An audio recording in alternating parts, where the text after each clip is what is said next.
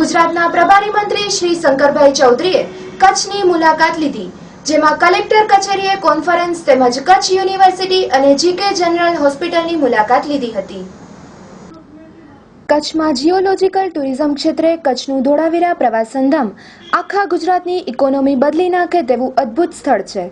પ્રવાસન વિકાસની દ્રષ્ટિએ વર્લ્ડ પોઈન્ટ બની દુનિયાના પ્રવાસીઓને ખેંચી લાવે તેવી ક્ષમતા ધરાવે છે।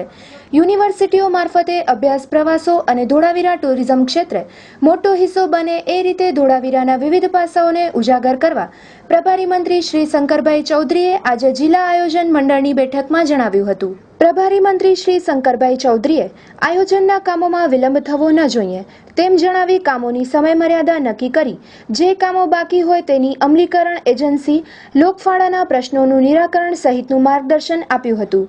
જિલ્લા કલેક્ટર શ્રી મહેન્દ્ર પટેલે જે કામો શરૂ થયા હોય તેના તાત્કાલિક રિપોર્ટ કરવા અમલીકરણ અધિકારીઓને સૂચના આપી હતી। કુટીર મીઠા અને ગૌણ સંવર્ધન રાજ્યમંત્રી શ્રી તારાચંદભાઈ છેડાએ પ્રમુખ સ્વામીનગર, આયાનગર, નવનીતનગર, લાયન્સનગર સહિતના વિસ્તારોથી હાલે ખારી નદી સ્મશાનગૃહ 10 કિમી દૂર પડતું હોય આ વિસ્તાર માટે સ્મશાનગૃહ બનાવવા માટે જિલ્લા આયોજનમાં ખર્ચની જોગવાઈ સંબંધે કાર્યવાહી કરવા જણાવ્યું હતું। જે સંબંધે ₹10 લાખ જિલ્લા આયોજનમાં ખર્ચ કરવા તેમજ અર્ધછત સંદર્ભે અસરગ્રસ્તો વિસ્તારમાં પશુધન માટે અવાડાની સંખ્યા વધારવા સંબંધે પ્રભારી મંત્રી શ્રી શંકરભાઈ ચૌધરી દ્વારા કાર્યવાહીની સૂચના આપવામાં આવી હતી।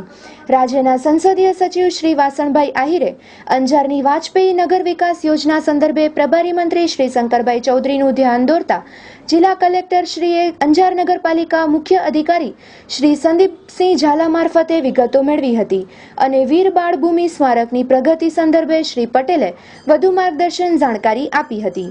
સાંસદ શ્રી વિનોદભાઈ ચાવડાએ નવોદય વિદ્યાલય, ડુમરાની પાણીની પાઇપલાઇન, તેરા ગામે સાંસ્કૃતિક હોલ બનાવવા જેવા કામો સહિત વહીવટી મંજૂરી અપાયેલા કામોની ઝડપી પ્રગતિ માટેના મુદ્દાઓ રજૂ કર્યા હતા।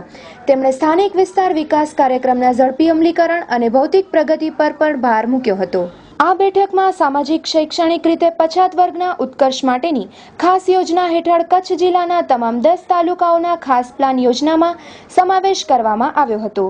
ખાસ પ્લાન યોજનામાં સમાવેશ થયેલ કચ્છના તમામ તાલુકાઓનું દર વર્ષે માળખાકીય મૂળભૂત સુવિધાઓ માટે તાલુકા દીઠ ₹5 લાખના કામોનું રસ્તા, પીવાના પાણીની સુવિધા, આરોગ્યને લગતી સુવિધા, શિક્ષણ અંગેની સુવિધા, છાત્રાલયો, આશ્રમ શાળા વગેરેના કામોનો સમાવેશ કરી રજૂ થયેલ કામો અને યોજનાની દરખાસ્તને મંજૂરી આપવા માટેના